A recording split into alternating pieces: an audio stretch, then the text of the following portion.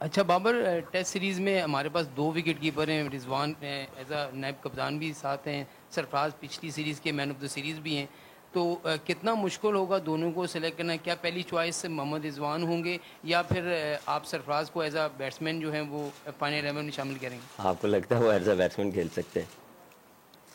नहीं तो आप उसमें आपकी चॉइस क्या होगी? देखें, चॉइस देखें, अभी बताना टू अर्ली है। जिस तरह सैफी भाई ने, जिस तरह आपने बात की, लास्ट सीरीज़ बहुत अच्छी खेली।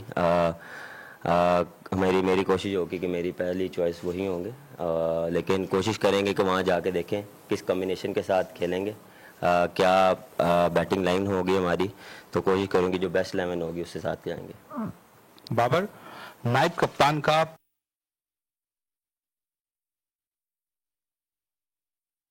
प्लेइंग 11 में होना कितना ज़रूरी होता है? कि एक लाजमी होता है कि वो प्लेइंग 11 का हिस्सा हो, या अगर नहीं है तो उसको प्लेइंग 11 का हिस्सा भी ना हो? Vice captain? हाँ, मेरे ख्याल से ज़रूरी नहीं होता। अगर वाइस कप्तान है तो अगर वो ना खेले तो उसका कोई इफ़ेक्ट नहीं पड़ता। कोशिश होती है कि इस टीम में मेरा मानना ये है जो बेस्ट 11 होती है उसके साथ जाए, और जिस सिचुएशन जो पोजीशन होती है वो हिसाब से हम देखते हैं कि क्या सूट करता है, तो ये चीज़ मेरे ख्याल से इतनी मैटर नहीं करती। बाबर, सबसे पहले तो आपको आज की बहुत बहुत मुबारक हो और अल्लाह आपको आगे भी नसीब करे। मुजाहिद सोलंकी KTN न्यूज़ से मेरा ताल्लुक़ है। सवाल मेरा ये है कि आपने कहा जब टीम सेलेक्ट होती है तो आपकी राय ली जाती है और आपको जो चाहिए होता है वो आपको दिया जाता है। अगेंस्ट इंग्लैंड हमने देखा जाहिद महमूद ने 2 टेस्ट मैचेस में 12 आउट किए थे, इब्रार ने भी 12 आउट किए थे। उसके बाद Zahid Mahmood out of scene हो गए, अभी भी वो प्रैक्टिस सेशन में आपके साथ है। तो जाहिद महमूद के मुस्तकबिल को कहाँ देख रहे हैं? एज अ कैप्टन आपकी वजह से वो बाहर है या सिलेक्शन कमेटी की वजह से बाहर है? देखें, ये किसी की वजह से बाहर नहीं होते। ये नहीं कि मेरी वजह से बाहर हुए या सिलेक्शन कमेटी से बाहर होते हैं। आप कोशिश करते हैं कि जो बेस्ट कम्बिनेशन होता है उस हिसाब से चलें। वहाँ पे क्या सूटेबल हो सकता है, किस तरह से जा सकते हैं। वहाँ पे आपको पता है कि थोड़ा स्पिन को थोड़ा सपोर्ट करता है, और हमारे पास 2 ऑलराउंडर हैं जिस तरह सलमान अली आगा, नवाज़, नुमान है और अबरार है।